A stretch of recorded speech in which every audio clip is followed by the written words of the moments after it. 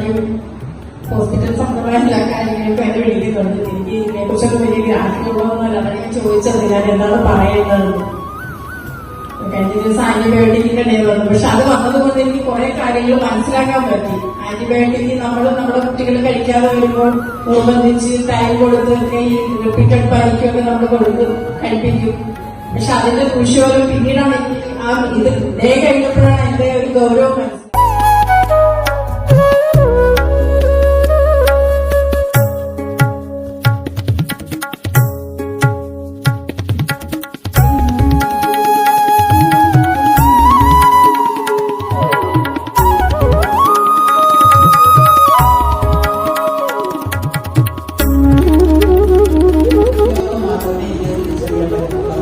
Silent ആയിട്ട് നമ്മുടെ ഉള്ളിൽ നിന്ന് പ്രവർത്തിക്കുകയും ഫലക്കുകയും ചെയ്യുന്ന ഈ രോഗത്തിന് ഇന്ത്യ ഒരു വലിയ ബാധിത രാജ്യമാണ്.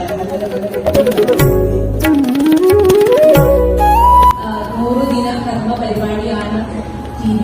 വളരെ പ്രാചീനമായ ഒരു ശ്രമമാണ് 2025 പ്രസ്ഥാനത്തിന് 70 വർഷത്തിൽ സ്ഥാപിച്ചതാണ്. ഈ ഒരു അസുഖം ഉള്ളിടത്തോളം കാലം നമ്മുടെ പുകവലി, മദ്യം, അതേപോലെ തന്നെ ഡ്രഗ് അബ്യൂസ്, അതേപോലെ തന്നെ മറ്റ് ക്രോണിക് കിഡ്നി അസുഖം, നമ്മൾ മിക്കവരും ഡയാലിസിസ് പോകുന്ന ആൾക്കാരാണ്.